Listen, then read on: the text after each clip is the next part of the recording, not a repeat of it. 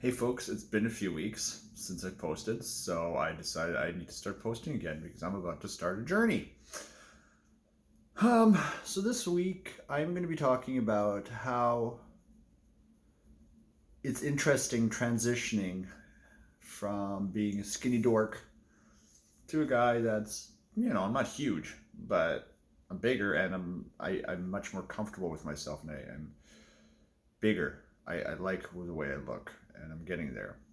So when I was younger, I was a very dorky kid, believe it or not, and it was I was skinny. I wasn't athletic. I wasn't any of that fun stuff. I was always very weird, very always to myself, and it was I was on my own journey. I was always by myself for the most part, right? I learned how to be very independent, so I built a self image around that. So I had nothing to go on other than my personality. I wasn't ugly, but I definitely wasn't what I would call the most handsome. I was a oh, oh teenager. Oh God. Oh no, no, no, no, no, no. And but I had a decent personality, so I grew that. I grew my personality through life experiences, treating others well, having that, learning from them, and just learning how to be a better person. Meanwhile, I guess a lot of the cool kids in high school and such, um, they were obsessed with, or they weren't obsessed. They were living a life where their looks got them by, and not necessarily the personalities. Because a lot of the cool kids, as most of you know, are assholes. They were shitheads. They were living their life, and they were being whatever. I don't know, whatever they did. And it seemed like a very shallow existence. This seemed like they were friendships, but they didn't seem like on a level. I don't know if they talked about anything deep. I can't speak to that, but it just seemed like it was a very shallow relationship built on who's cool, let's do this. They didn't seem like they all liked each other. They were just the cool kids. So I always thought that that created shallow and relationships within them. And so all for all the everybody else that was dorky or music geeks or whatever group you belong to or non-group, the people you hung around with, you probably made. I'm going to assume that you made better attachments with, better relationships, deeper relationships, more meaningful ones. And through that, you learned how to be a better person. Oh, I'm trying to get the glare out of here. Through that, you learned how to be a better person. And with that, you just built yourself up for success later in life, learning how to deal with people on an empathetic level. While some people grew up with the absolute lack of people skills, and I see that all the time. It seems like they may have peaked in high school, they may have peaked in college or university, may have peaked earlier, and right now I feel I'm peaking. I'm not even there yet. Still climbing up that hill, and I don't know when I'm going to peak. However, I'm well on my way to doing so. And I I wonder about a lot of these people. They just seem like they really don't like their lives. They don't value themselves. They don't value other people. And I wonder what happened. Well, no, I know I have theories on what happened. They didn't learn the proper people skills, right? Because they were just too busy being cool. That's my assumption, right? I don't have, these are just theories, right? So now I'm still that dorky kid on the inside, but physically outside, I'm becoming what I know as a archetype in the gay community. I'm tall, I am white, I'm built, I've got tattoos, and I've got scruff. Except for this right now, which is growing back thanks to having to shave it. However, I'm aware I'm becoming an archetype type. I'm a muscle otter, you know, and pretty soon I'm going to be muscle otter daddy because I'm going to be 40 in a couple months, and I'm really looking forward to transitioning to that. And it's it all ties in. It got all of this came up in thought again when a friend of mine said, don't start being an asshole, Derek. You look fucking amazing. Just don't start being an asshole because being a nice guy and looking and being hot equals winning.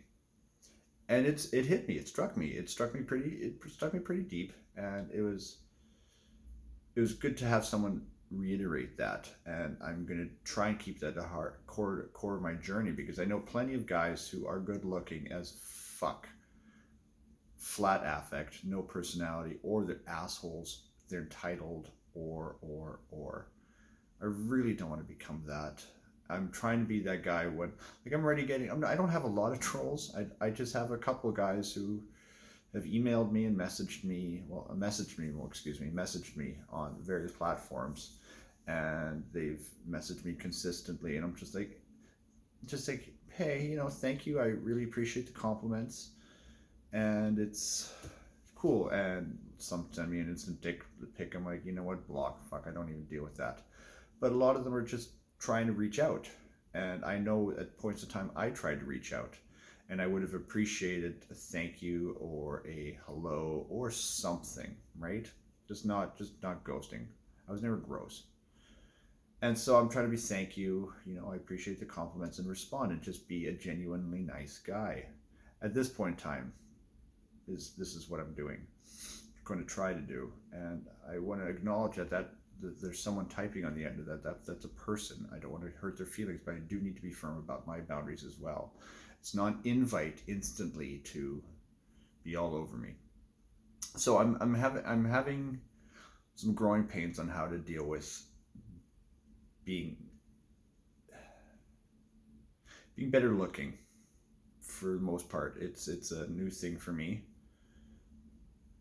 I'm owning the way I look, and I think I'm coming across as sexier, more confident, definitely, and that creates the sexiness and the attractiveness, and my personality just bolsters that. As I'd like to think I'm a very good person. Like, I admit my faults.